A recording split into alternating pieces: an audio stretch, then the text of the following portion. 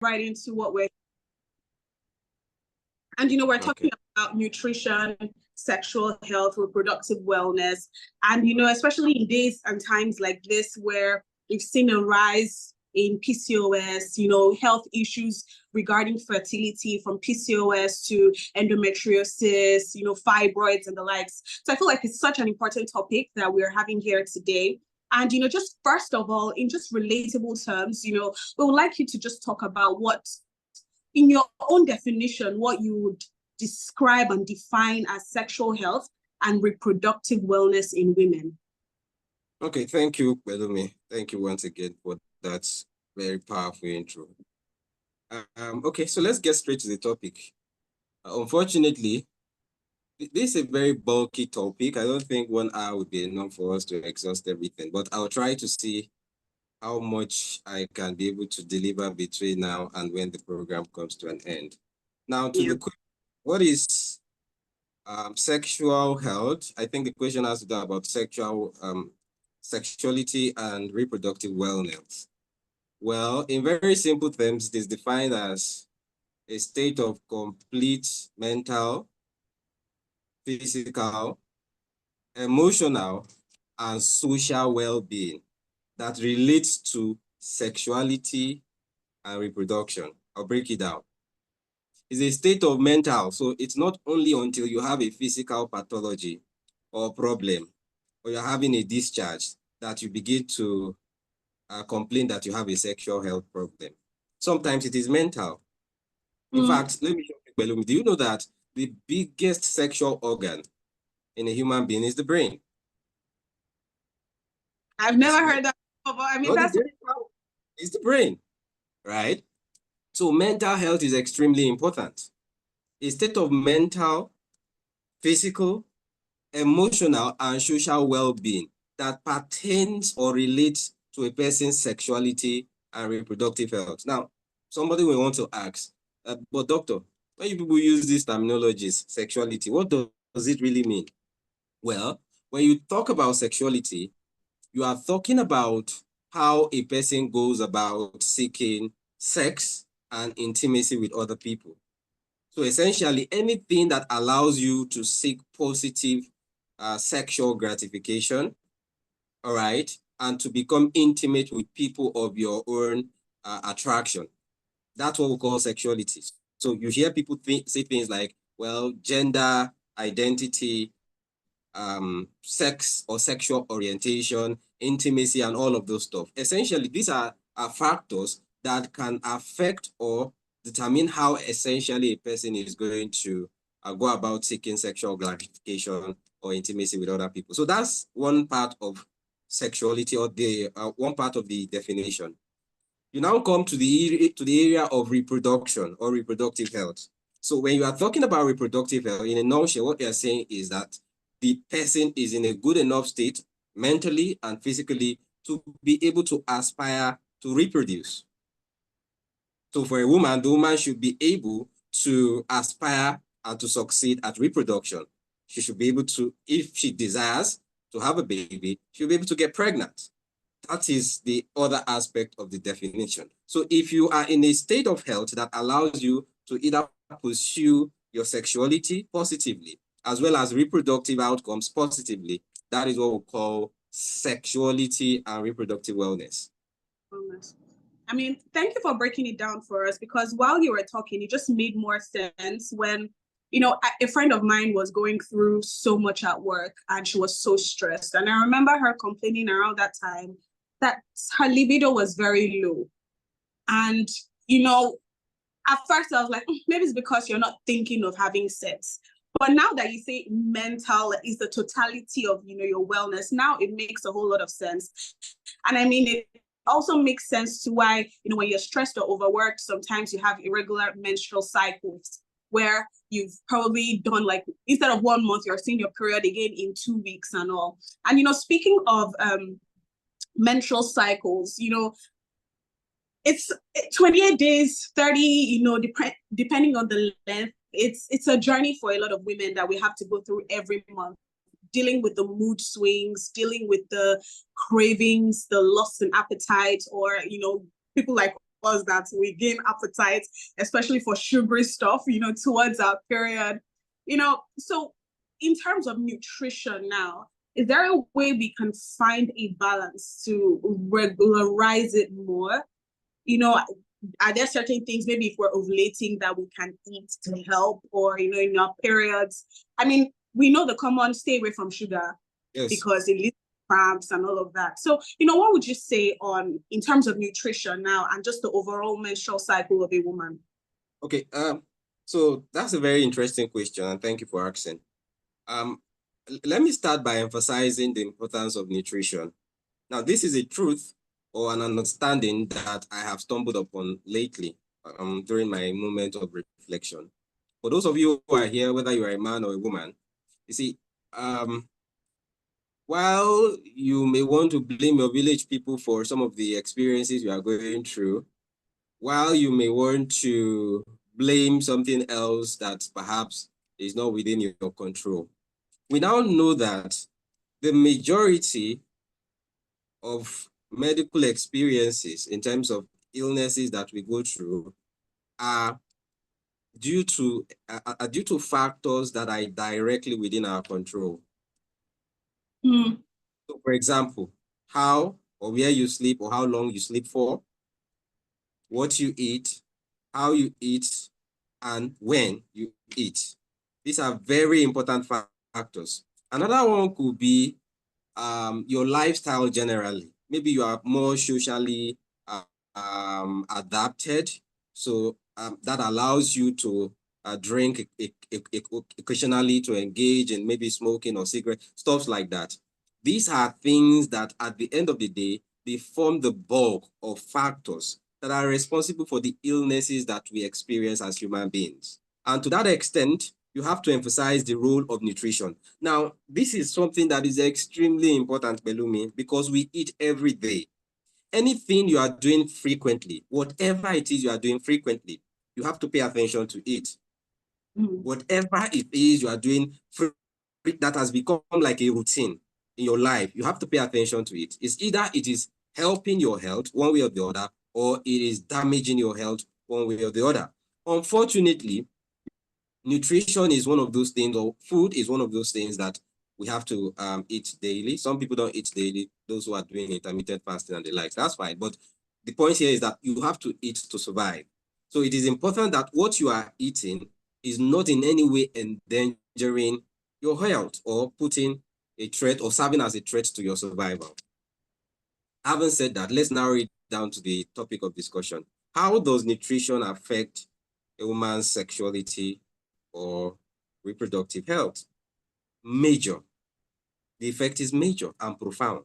And I will tell you that by discussing something very briefly. There's something we call metabolic syndrome.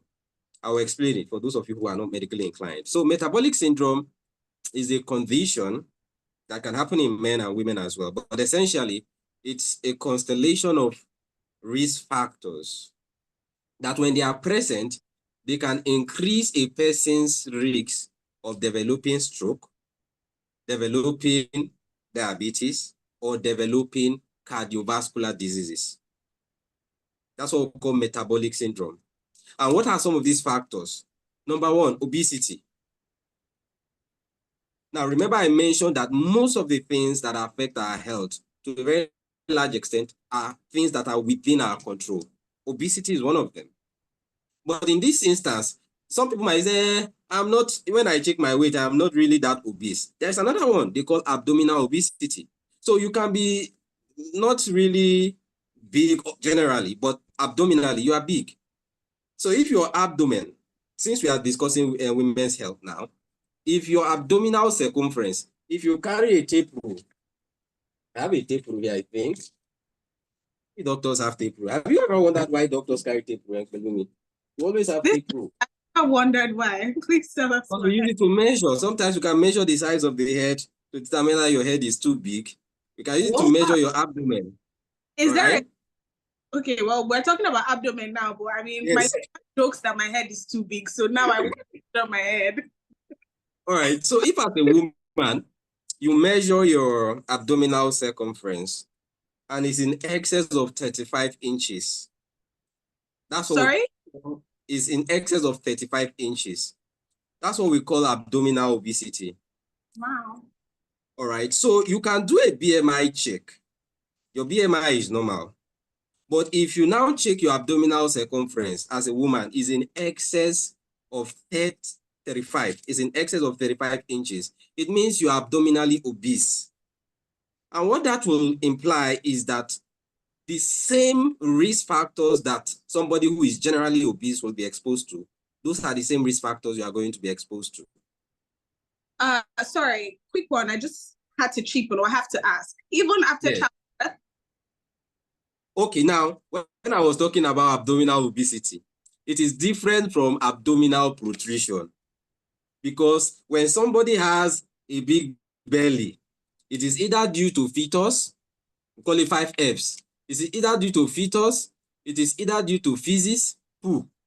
It is either due to flatus, which is gas, it is either due to fluid, or it is either due to fat. If it is due to fat, that is the one we call abdominal obesity. So you can have big belly, but it's just poo that is inside there. Maybe you have not put for like 7 days. Your tummy is distended, gas is there. Or you are pregnant, you are with child. Maybe 28 weeks gone. You know, you can't hide that one anymore. It's interesting because usually in the first trimester, women try to hide it, but you just get to a stage where you know that it is no longer possible for you to hide. People will know that there is a baby inside of you. So that's one of it. What I am emphasizing on is the one that is caused by fat. You are not pregnant. You are not having any gastrointestinal abnormalities that is making you not able to defecate. But for some reason, you have fat that makes your tummy big. I saw some men here present. For men, it is 40 inches. All right, for men, it's 40 inches. And by the way, just for those who are interested in knowledge, do you know that if you have bigger hips, it reduces, it in a way lowers your risks of developing cardiovascular diseases? It just came to my mind. Yes, women have bigger hips and bum. You know, just that's just knowledge. All right, I'll do a post on that to that effect. But the point here is that we're talking about metabolic syndrome. Yeah. And I have been able to establish that if you have abdominal obesity, which is something that is directly within your control, it can increase your risk of developing metabolic syndrome. If you have excess cholesterol, the bad cholesterol, or you have low level of the good cholesterol, it can increase your risk of metabolic syndrome. If you have triglycerides, there is a difference between triglyceride and cholesterol. There is lipid, the one you eat. Cholesterol is formed from what you eat. The liver produces cholesterol. All right. But the point here is that if you have hypertension, you have high cholesterol, the bad one, or low level of the good cholesterol, you have abdominal obesity. It can increase your risk of metabolic syndrome. The question to ask is, how does metabolic syndrome affect a woman's sexuality or reproduction? We know that, what's the name again? Metabolic syndrome can increase the likelihood of a woman experience sexual dysfunction. It can affect the regularity of her period. So a woman who is considering conception, she may find it difficult to conceive just because of metabolic syndrome. It causes increase in a decrease in insulin sensitivity. So the blood sugar is high. All of these things can lead to difficulty with conception. That's one way. On the sexuality side, once you are beginning to have difficulty with ovulation, it means your hormones are out of whack, right? And essentially what that will imply is that some of the hormones that are responsible for libido and else and other sexuality parameters are going to also be affected.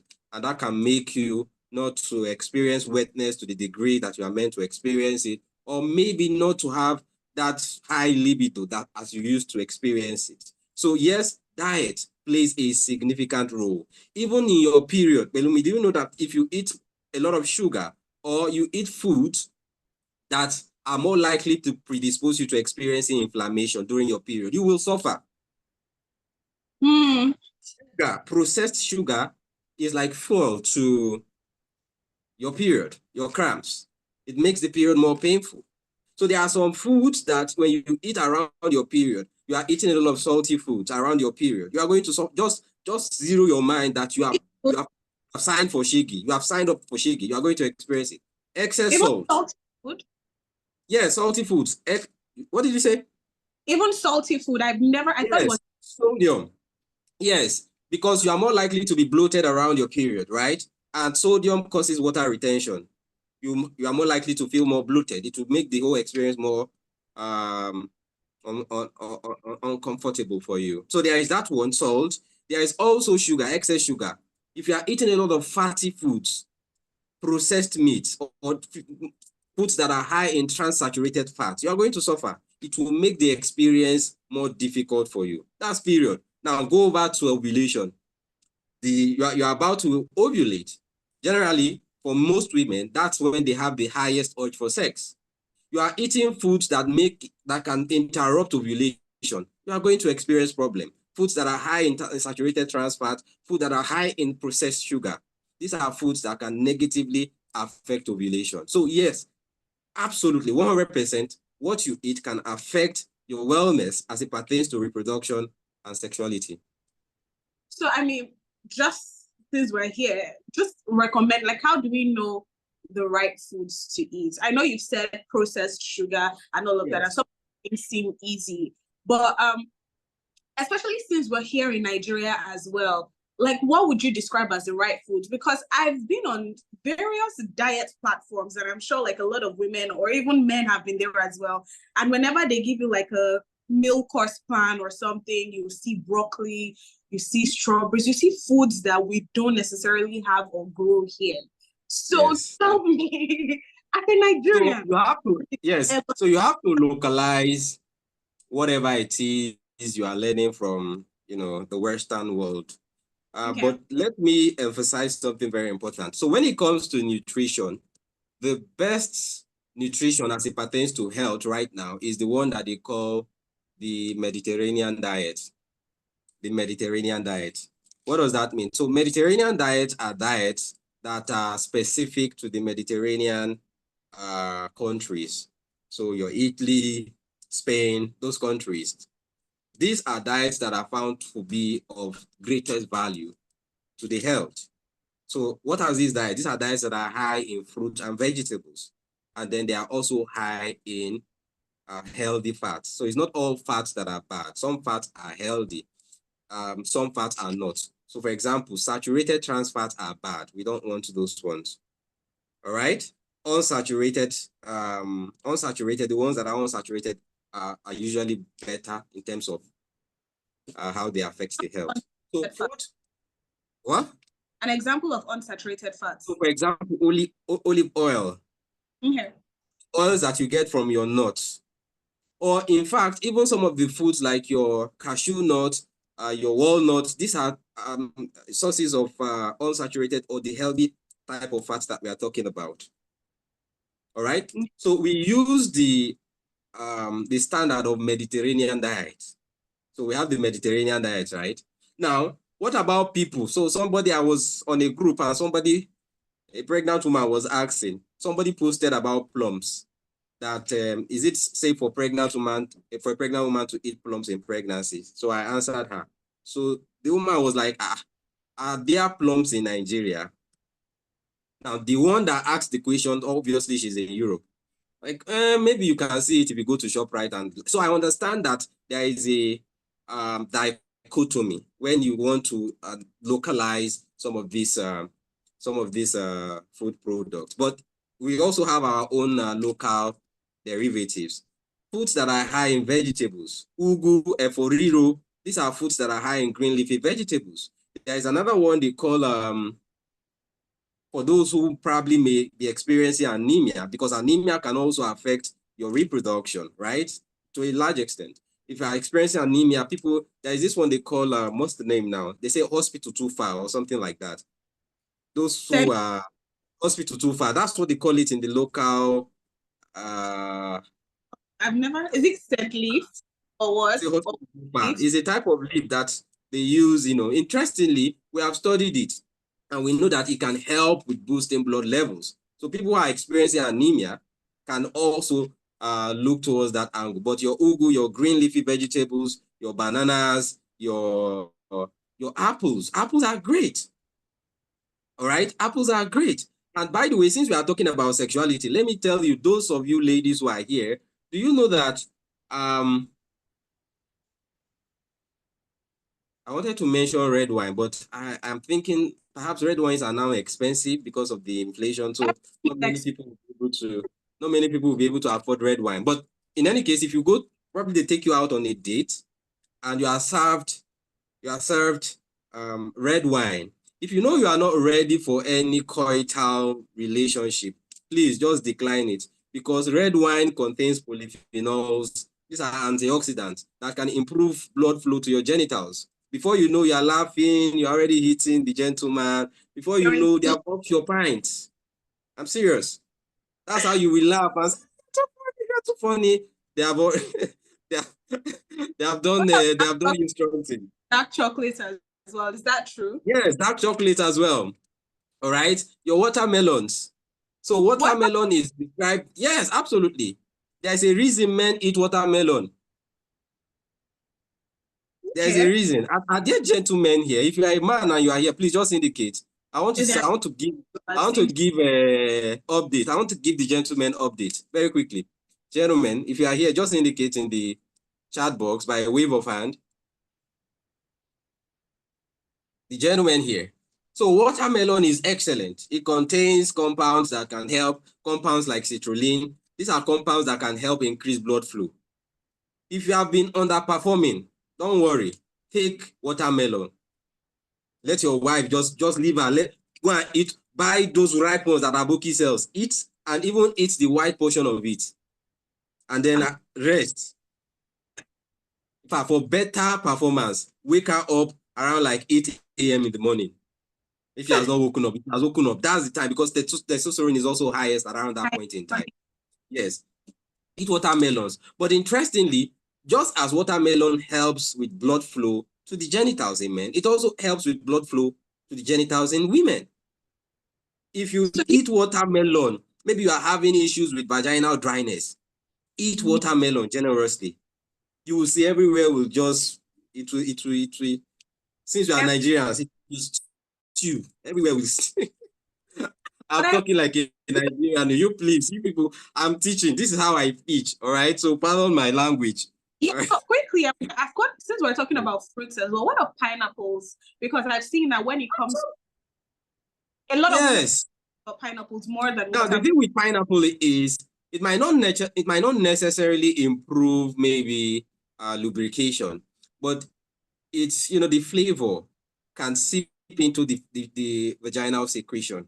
So it may be able to augment the flavor of the secretion. So those who are into oral sex, it presents the opportunity for a more pleasurable experience. Oh, I see. So I mentioned red wine, we mentioned chocolate, watermelon, which is a cashew nuts, walnuts, almonds, the nuts. Again, importantly, water. People underrate water. People underrate water. Water, if you are deficient, you are dehydrated, it can affect your ability to conceive, because it can affect the consistency of your cervical mucus. Cervical mucus also plays a role in conception. All right. During ovulation, the discharge that comes out that is clear and slippery, that is cervical mucus.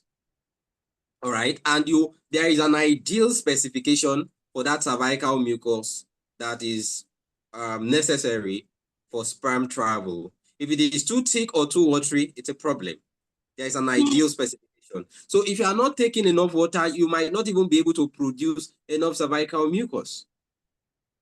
So how you probably try to have sex, everywhere will just be dry. All right. So how can we tell if our body, because I know that a lot of times most people just take water when they're thirsty. So how do you know when you are dehydrated? Aside the I'm tired, or I'm thirsty, how do you know when you're dehydrated? Pay attention to your urine color. Just pay attention to your urine color will give you a very good idea of whether or not you are dehydrated. Ideally, the the normal or healthy urine color should be between amber and very light yellow. Amber and light yellow. If it is getting to the point where it is becoming, the color of Lacacera, I'm not sorry for mentioning, the brand, but yes, for the purpose of elucidation, the color, something around that area, that is ideal. So between light yellow and golden yellow is ideal. By the time it is getting to dark yellow, that is dehydration. In fact, you will also know because you will pass the volume of urine you will pass will be very scanty. Okay. Have you not noticed that when it is raining and the weather is very cold, your urine is usually very copious? You pee more. Your urine is copious and is clear, almost taking the color of the water in the water system. That is because you are well hydrated. So your kidney is trying to balance. All right. But when you now go several hours, you have not peed, you eventually go to pee, you see your urine is looking very dark like the urine of camel. I mean, that also tells you that you are not taking enough water. It tells you instantly that you are not taking enough water. You need to take more. But for the purpose of specificity, as a woman, you are healthy, all right, and you are an adult. You should do anywhere between 2 to 3 liters daily on average. Anywhere between 2 to 3 liters daily is ideal. Some women are able to do more than 3 liters, all right? That's fine, as long as you are already used to it. Now, it is important that you also strike a balance between how much you consume and how frequently or how quickly you consume it. Because just as it is that you can get dehydrated, you can also become overhydrated and it can kill. So too much of everything is bad. You don't want to take too much water too quickly. And the limit is around 1 liter, not more than 1 liter in 1 hour. You shouldn't do more than 1 liter in an hour. You can do 3, 4 liters, but spread it out. All right, so water, that's about water. And by the way, when you are eating fruits that are high in water, like watermelons, you are eating, or you are eating things like pap, those also contribute to the 2 or 3 liters that you eventually need for your system. I mean, this is really insightful, and I'm sure every single person here can, agree with me. I'm trying as much as possible to wrap up quickly so that, if there is any question in the house, there'd be, we'll have a slot for that, for you to be able to answer your question. So, we're talking about, you've talked about how, even in terms of water, too much of everything is not good. So how do we know that there are apps and all, but how do we know that we're taking the right calorie? Is there a right way to calculate the calories? Is it important?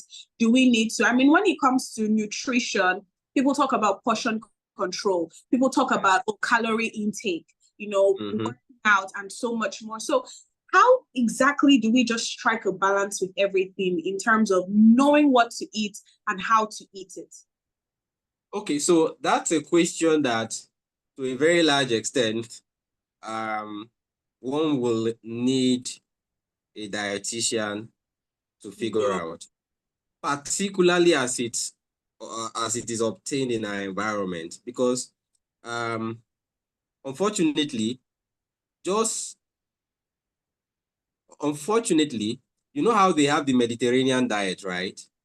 We don't have an African diet that cuts across all nations in Africa, unfortunately. So in fact, even in Nigeria, the diets, they differ. So what somebody in the west of Nigeria or western part of Nigeria will have as balanced diet may not necessarily be the same thing somebody in the north will have as a balanced diet. So there are variations, which is why it is important. But as it pertains to calories, I think the daily requirement is around 1,000, 1,200, between 1,000, 1,500 thereabout, I think, if I'm not mistaken, of calories daily. All right, that extent. Now, you have to know the amount of calories you are getting from any serving of food you are consuming. Again, this is where a dietitian comes into the picture. Unfortunately, we live in an environment where people don't, why should I get a dietitian? You need a dietitian, sir. You do need a dietitian. You need to eat healthy. In fact, especially now that things are very, very difficult, you have to, even though things are really, really bad, inflation is all over the place, you need to combine the right amount and the right types of food to get the required nutrients you need. Let me shock you. Let me tell you something. Do you know one of the reasons why Black women generally have a higher incidence or prevalence of fibroid, uterine fibroid, is because of low levels of vitamin D. Vitamin D. Low levels, yes, vitamin D. Which also tells you that, or points to the fact that, what? Isn't that what we get from the sun? They tell us to go outside with vitamin D. But now the question is, what time of the day do you go out to get sunlight? Because the best time to go out to get vitamin D is between the hours of 10 up until about 2 p.m. thereabout, 10 a.m. up until about 2 p.m. thereabout. All right? So when they say early morning, it's not early morning, not 7 a.m. or 7, between the hours of 10, 11 up until 1, 2 p.m. That's when you have the best chance of getting vitamin D. But we now also are seeing that people are taking to remote jobs a lot. Some people don't see, they are like vampires. They never see sunlight. They only come out in the night to feed. All right? So these are things that are contributing to deficiency, you know, in vitamin D. And it's also playing out in things like, you know, uterine fibroids, excess consumption of meat. You know, we like meat here, red meat. You see somebody who puts more eba, just small portion of eba, and put 17 pieces of meat with pomo, shaki, and every other, put everything there. And the person finishes everything and uses one big bottle of orobo to wash it down. They call it enjoyment. That's not enjoyment. That's not enjoyment. Pregnant women under my care, and sometimes when they're experiencing gestational diabetes, they have to undergo changes in their diet. And almost all of them, 99% of them, come back to complain, doctor, these people are starving me. But it is not starving, so to speak. They are just combining the right types of food, the right amount, so that it will help to regulate your blood sugar. In Nigeria here, if somebody has not, if you are eating meat pie and you have not washed it down with one very cold orobo, you don't consider it as enjoyment. These are things that are putting excess calorie on top of your system. You're having abdominal obesity and the likes. I'm one of those people. I like meat pie a lot. Thank you for calling me out, Tabby Doctor. You know what? Since we're talking about, it has to be very cold because you know the weather is hot. Actually, I thought there. So talking about all these things, we're talking about diet, and I'm so happy we're having this session because, quite honestly, growing up, a lot of us were made to believe that having more meat than eba or is having more protein than calorie or carbohydrates, which is healthy because proteins are bodybuilding foods.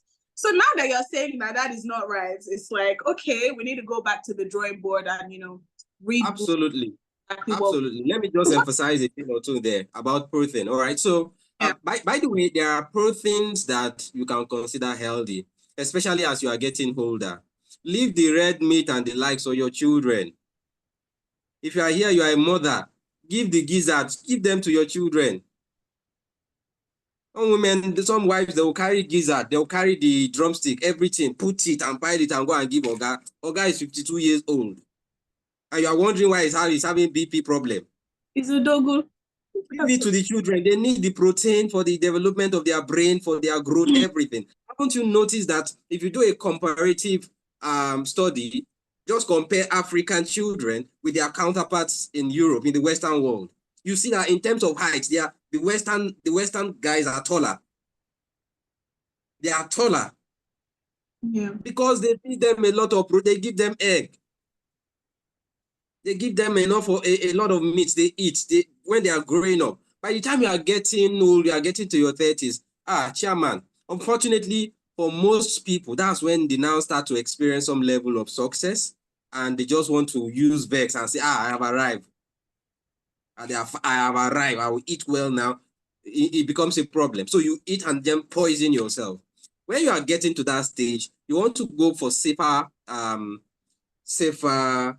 protein options, like your fish, like your lean protein, more of your chicken, white meat essentially, and leave the red meat, leave processed meat. Some people love shawarma too, and they will add all those things. They always to peel hot dog, like 3 hot dogs. They'll just down. Just you just two. And you wash it down with one cold, criminally cold. No, we do because we're eating healthy. All right, okay. But these are the issues. The point here is that by the time you are getting older, you need to start. You pay attention to what you eat. All right, you're eating lean protein. That's fine. Your fish. So you go out on a date, order for a fish. You can do your protein once, your beef, and once in a while. But you should be tilting towards more fish, more of a white protein. All right. So white protein is the goat meat, ram meat, right? So the red meat now comes from your goat meat. So your goat meat, your whatever was it called now, your cattle, all right, beef and the likes. Those are red meats, okay. But again, the inner portions are relatively, those are white, all right. So the intestines and the likes. But again, some of them can contribute to lipid stuff. So you just have to be to be on the safe side. You are eating chicken, that's fine. You are eating fish, that's okay.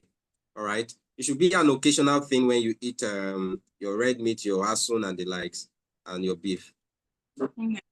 So, talking about reproduction, and the reproductive age, old age, and we've mentioned, you've talked about fibroids, and I like how you talked about vitamin D, but let's PCOS as well, which in some places they say it's the leading cause of infertility in a lot of women in reproductive ages. So in terms of diet, in terms of lifestyle, what are the things that you would advise? What are the lifestyle changes?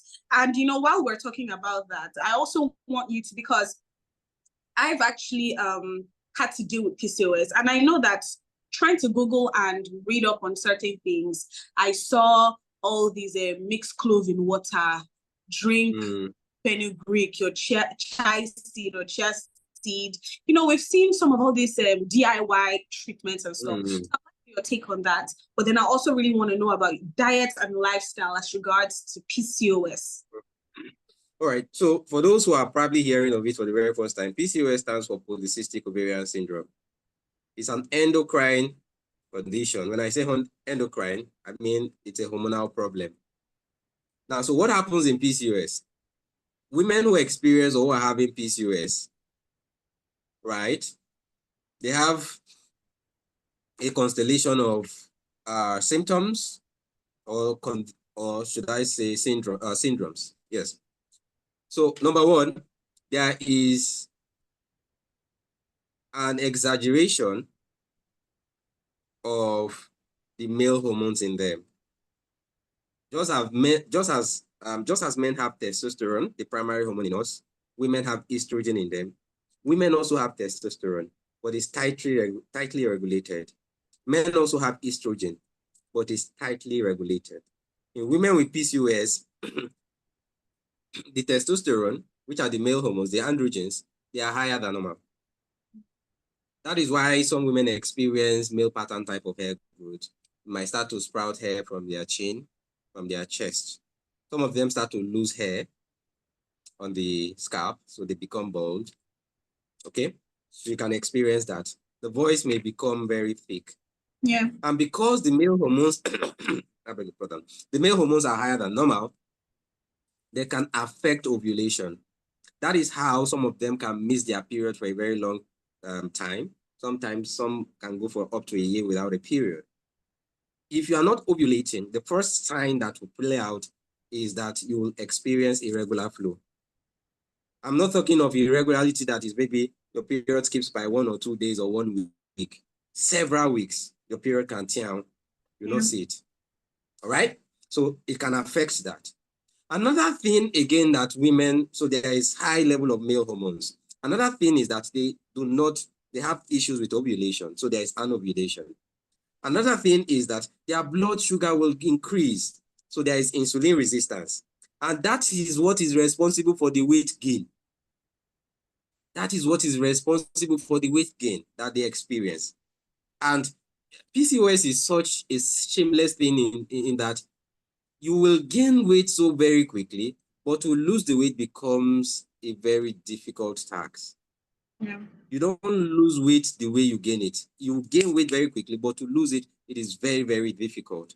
So they have problem with sugar regulation. They have problem with lipids, even lipid regulation, so that their cholesterol can increase. And as that is increasing, it can also increase their risks of developing metabolic syndrome. Remember, I mentioned metabolic syndrome. So you can say that PCOS is the perfect villain. Is the perfect villain when it comes to problems of women's health. It can mess you up in ways that some women go into depression trying to deal with PCOS. Yeah. All right, so it is that bad. But primarily, it can affect your periods, ovulation, and it can make it difficult for you to conceive. Of course, in the event that you are having male pattern type of hair growth, it can make you begin to feel inadequate about your appearance. It can affect your mental health subsequently. So there is, that's just PCOS in a nutshell. Now, about management, right? Yeah. There is the non-medical management of PCOS as well as the medical management of PCOS.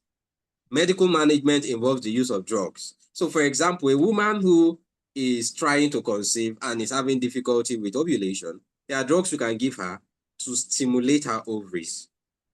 Some women are not trying to conceive, but they are concerned about their period. Their period has been gone for 3, 4, 5 months. They want the period back. It gives them some sort of psychological consolation. That's fine. There are drugs, oral contraceptive pills that we can prescribe to help try to regulate the period. For those who are having problems with lipids, they are having problems with hair growth, there are also medical interventions that can be prescribed to help to alleviate the symptoms. But having said that, there's also the non-medical option. And this is one area where some people are not very, they are not very aware about the importance of non-medical option of managing PCOS. So weight control, unfortunately, it can be quite difficult, dieting and exercise. If you can achieve these three things, you are disciplined enough to stick to the prescription and you achieve some appreciable weight control or weight reduction, your fertility can be restored spontaneously. So you just need to lose around 5% of your entire body weight.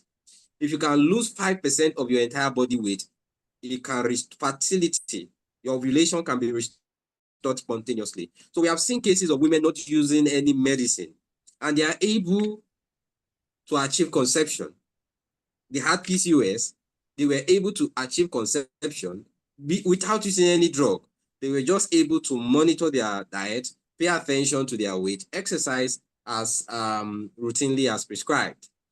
Now, what are the kind of foods a PCOS person should consider? Number one, let me start with the ones you should not consider at all. Anything that is high in sugar, especially processed sugar.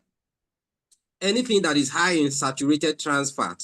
So all those your highly processed meat that you people put in shawarma and you consume, and all the like that you put the hot dogs and all those other rishi. You have to be careful because they increase the likelihood of inflammation. Don't forget that. I wish I could go deeper, but because of time. But the point here is that you want to cut down on those things. You want to cut down on alcohol. All right. You want to cut down on alcohol because, again, smoking. All right. Smoking. You want to cut down on those things. Now, let's come back to things that you should eat. You should eat foods that are, in fact, they call it the PCOS diet. So there is a special meal for people who are trying to manage PCOS. Either you are trying to regulate the cholesterol or the sugar, all right? Or you are trying to achieve weight control. And interestingly, I know that there are dietitians and nutritionists who have a program, a dietary program to help women who are going through PCOS. And sometimes the program alone is able to address their issues, some of their symptoms. So they have like a meal plan. And some of these, of course, the meal plans will include very high amount of green leafy vegetables, high amount of fruits, all right? High amount of fruit, especially those that are low in glycemic index. They have low glycemic index. These are foods that when you eat them, they don't just quickly increase your blood sugar rapidly, because you already know that you are having issues with blood sugar as a result of the PCOS. The blood sugar is already high.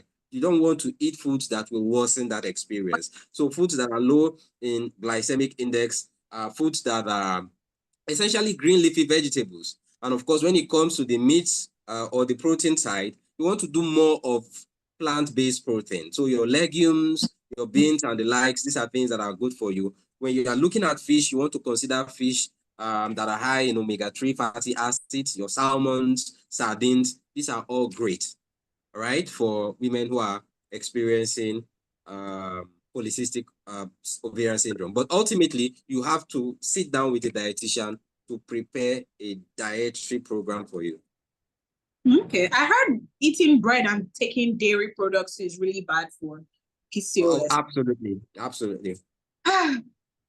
I mean, it's been very insightful, and I think now I'm going to open the floor for anyone that has any question. We have about roughly 5 minutes before we wrap up, this beautiful pre-summit. So it's a first come, first serve question based type of thing.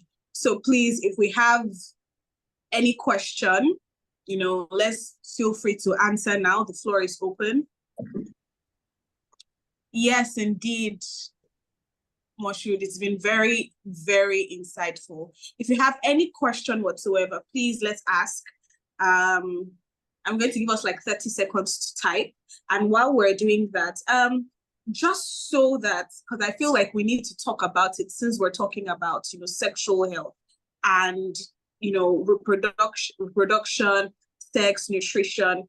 But I feel like this topic is not really talked a lot about, especially, when we have like summits, or not even summits, when we have like sessions like this, the HPV virus, the HPV, that's the human papilloma virus.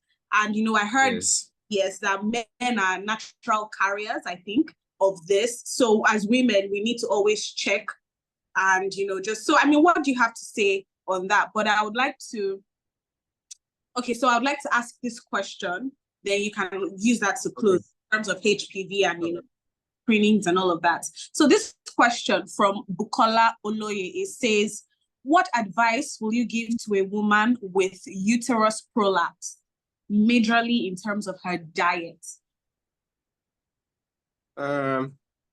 Okay. Regarding diet, to a very large extent, it's not something diet can resolve. This is a mechanical fault. All right. So I want to believe they have tried to return it back to its position. And sometimes they might even need to do some tying here and there to hold it in position. So it's not something that it's not something that you can manage using diet. But again, you can try to eat healthy. Generally, it offers some benefit at the end of the day, but you don't expect that dieting alone should address a case of uterine prolapse. No, it won't. Okay, thank you for that. iPhone XR, I know that's not your name, is asking that I tend to gain weight when I'm stressed and I can't figure out why. Is there a reason for this? Okay. So sometimes when people get stressed, one of the coping mechanisms is eating. So that's like a very common explanation for the weight gain. All right, that's a very common explanation. You are stressed, and by the way, sometimes even when you are not eating too much, stress can swing either way. Some people lose weight, some people gain weight. Right. But primarily, some people try to cope by eating a lot of sugar to just get some dopamine hit, to get them feeling good. And before you know it, that the calories are getting deposited, in their skins, and they gain a lot of weight. Energy drinks have a lot of calories, Abby? Well, some of them are trying to reduce, but generally, of course, energy drinks are high in calories. I did a post about it some days back talking about the effect of energy drinks. But in fact, the fact that it contributes calories to your system and over time can make you become obese, contribute to diabetes, that one is even a long-term term thing. There is one that is that is very short-term, which is the disturbance on heart rhythm that it can exert on people who consume a lot of it, because they are also loaded with a lot of caffeine. Yes. All right. If you are doing anywhere above 400 milligrams of caffeine daily, you're on the high side. And some of these energy drinks, by the time you take 2 cans, you're already doing more than 400 milligrams of caffeine. So you have to, if at all you have to take or use them, be very careful. Don't also forget that they contain calories. You can even know the exact amount of calories you are taking by looking at the label. Just go through, you will see they will itemize it. It's just that sometimes they are very, very smart. They try to write it in a way that a person who is not medically sound enough to interpret will not be able to make meaning of it. Thank you. This next question from Bolaji Olorunfemi says, thank you so much for that beautiful presentation. It was very insightful. This might be a little out of context for the topic, but my question is there a relationship between sexual intercourse and menstrual flow? We heard a lot about this growing up. And what I mean is, does sex increase menstrual flow, basically? No, it doesn't. But what I know sex can do is, if you have sex very close to when your period is about to come, all right, and maybe the sex ended in an orgasm or a violent type of orgasm, sometimes it can even induce the period to flow out. Very close, maybe like a day to your period. It can sometimes, before you know it, your period just starts coming after the sex. So that one, it can happen. But sex, sex increasing your blood flow or maybe your period, no, it does not at all. So we'll take 2 more questions because we're really trying to keep to time. And this is a very long read. So basically, this Uru Opata says, dysmenorrhea is a very, very common experience with women of reproductive age, and this affects their physical and mental health, as well as their productivity and overall wellness. It makes it really tough going through their menstrual cycle. For example, PMS adds to the pain and uneasiness, literally taking out a good chunk of not just your month, but your life. However, this situation has been ignored and just left to the mercy of pills like ibuprofen, glycophenac, etc., etc. Are there safer options to these medications for pain and inflammation? I've heard about herbs like white willow, boswellia, devil's claw, and so on. What do you have to say about this in terms of more awareness and more medical insights and safer solutions? Okay, this is a very important question. Is important. I mean, we know that some women have lost job opportunities because of menstrual cramps. I experienced it with my sister when we were growing up. It was until she started having babies that the whole thing subsided. But I mean, before then, when she was having her period, she was essentially immobilized. She will vomit. It will be as if she's about to die, right? So it can be a serious problem. And like she was saying, many people are not yet informed about the scope of the problem. So for some people, the whole month, they spend 14 days or sometimes more dealing with the issues of menstrual cycle. Because for some people, probably their periods last for like 5 days. During those 5 days is hellish. As they are finishing, all right, some people can start having another PMS, premenstrual syndrome, 2 weeks to their next period. As ovulation is coming to an end, some people are already having, it can last for that 2 weeks. Some people, it can be so bad that they experience depression. We call it premenstrual dysphoric disorder. They have to take antidepressants to be able to manage their symptoms. So it's a serious problem. Unfortunately, because it is a result of a woman's normal physiological processes, it is something that is difficult to address, because to a large extent, when something is naturally physiological, it's like a normal process that happens in the body, and you try to interfere with it, sometimes you can have unpleasant side effects. So for example, one of the ways we try to deal with it in women where it is so difficult that they have to undergo intervention is we give oral contraceptive pills. Sometimes we can give it for like 3 months. Let her at least give a sigh of relief. But again, you know that some of these pills have untoward side or potential side effects. So there is that problem. So people are now looking towards non-medical options. There are those. So if yours is not entirely hopeless, you can begin to consider, or you may want to consider non-medical options. So there are things like ginger that some people are able to experience significant relief from when they use ginger during their periods. Yes, ginger. You can give ginger a try. Also, you may want to do magnesium supplements. It helps with contractions, so it can help with the cramping. You can do a bit of magnesium supplement and see, or just look out for foods that are rich in magnesium and eat them more around that time, right? So there are those options. Some people have said they do teas, green teas and the likes, as long as it is not anything that will put you in jeopardy health-wise, you can give it a try. Moderate trial is fine. Don't overconsume, especially if it's something that you are not too sure about. But as long as it offers some potential, give it a try and see what works for you. Another non-medical option is the use of heat pads. So there are now heat pads that you can wear. You can wrap around. Some of them are electric. Some of them are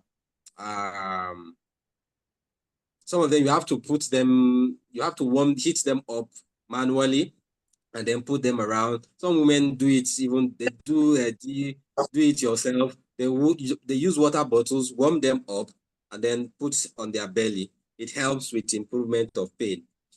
Somebody was mentioning Felvin. You have to be very careful with Felvin.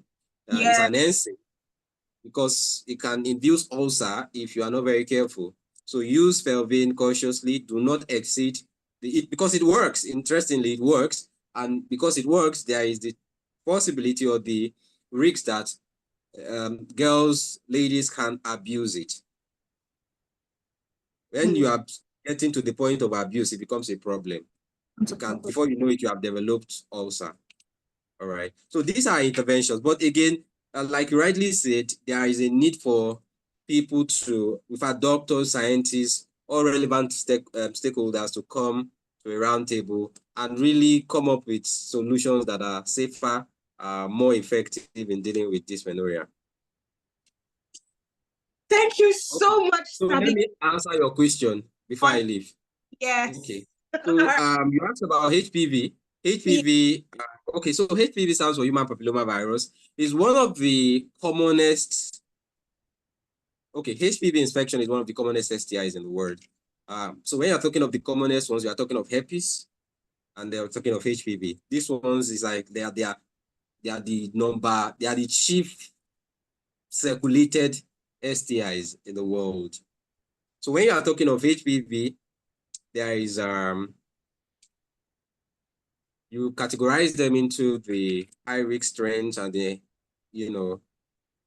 low-risk strains. The high-risk strains are the ones that cause cancers, that are notorious for causing cancers, particularly serotypes or strains 16 and 18.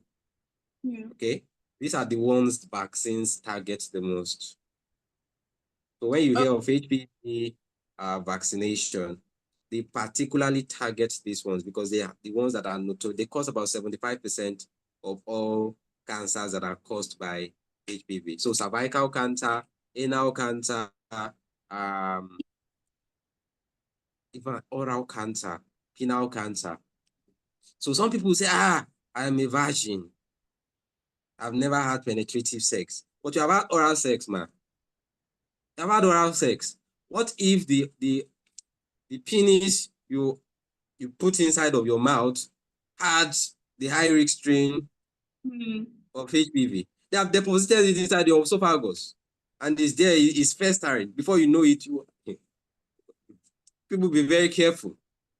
So I advise people, people that are not very sure of your partner status, ensure that you use a condom. But again, the greed is greed. You want to enjoy 100% pleasure. 100% pleasure or nothing. You will say no, you don't want condom. You can use condom for oral sex, by the way. Yes. You people are squeezing your faces. I'm seeing you people. You are squeezing your faces. I can see you people are squeezing faces. Yes. That's what I'm thinking. The greed for maximum pleasure is what is putting people in trouble. But in any case, the good news is that there are vaccines available for HPV. All right. So if you don't already have the high risk strain of this HPV, you can go ahead and get vaccinated. In fact, the best time to get vaccinated is when people are not sexually experienced. So we advise that teenage boys, girls should receive the vaccine before they get to an age where they begin to develop interest in sexual things or matters of sex. All right. So you have a child, 11, 12, 13, thereabout, get them vaccinated. Get the boys vaccinated, get the girls vaccinated as well. All right. So that's that about the vaccine. Now, about testing, unfortunately, there is no test for men. We can test for women, but we don't have a test. If a man has HPV, you won't be able to know that he has HPV until he probably starts to produce genital warts. Or probably develops spinal cancer. You won't know that he has genital warts or HPV rather. So you can just be going around and be distributing it all over the place. But for a woman, you can do it. There's something we call HIV co-testing. No, HPV co-testing. So when you go to do pap smear is screening for cervical cancer, not HPV. However, during the cervical cancer screening, you are doing pap smear, you can ask them to also screen for HPV. That's what we call HPV co-testing. So they will do pap smear and also do HPV testing. So if, for example, a woman has HPV, we'll be able to know that you have HPV. But even beyond that, we can tell the type, whether it is high risk or low risk. So if it is low risk, there's a way we are going to manage it. If it is high risk, there's also a way we are going to manage it. So at the end of the day, you just have to be careful.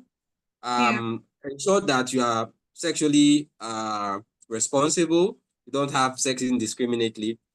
Also, I mean, I know the vaccine is a little bit pricey, especially now, but if you can afford to get the vaccine, please get the vaccine. All right, get the vaccine. I mean, even if you're like married, having sex. Yes, absolutely. So some people will say, once you're above 28 or 29, you shouldn't get the vaccine. That's not how it works.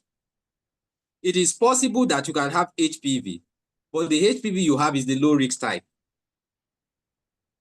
If you don't get vaccine and you go and get exposed to the high risk type, that high risk type is going to mess you up.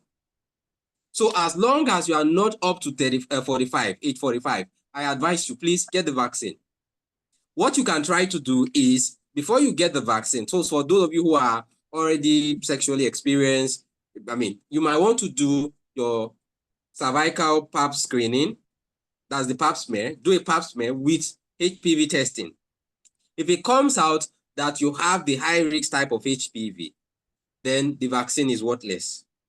But if at all you have HPV, but it is a low risk type, you can go ahead and get the vaccine, because the vaccine targets primarily the high risk type. So as long as you don't yet have the high risk type, you can get vaccinated.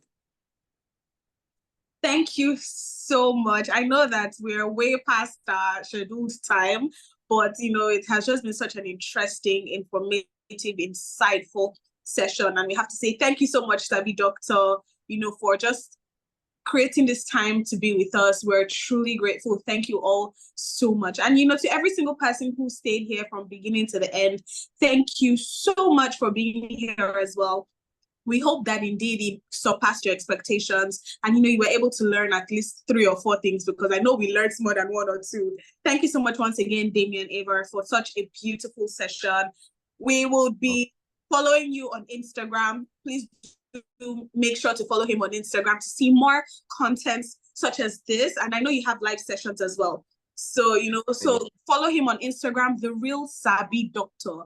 And, you know, you can slide into his DMs if, you know, he responds. And, you know, you can just, you know, consume more health-wise or health-conscious content as well. And you can follow us as well on African Nutrition Health Summit, so that you informed on our summit, you know, and every information and every detail that we need to pass across to you, you'll get it firsthand. Thank you all so much for being here. It's been such an amazing pre-summit. Thank you once again, Damien Avar. Thank you to everyone. Thank you to Africa's Nutrition Health Summit. My name is Kwelumi Buhari, and, you know, it's been a pleasure being your moderator. We'll see you next time, and thank you. God bless. Good night.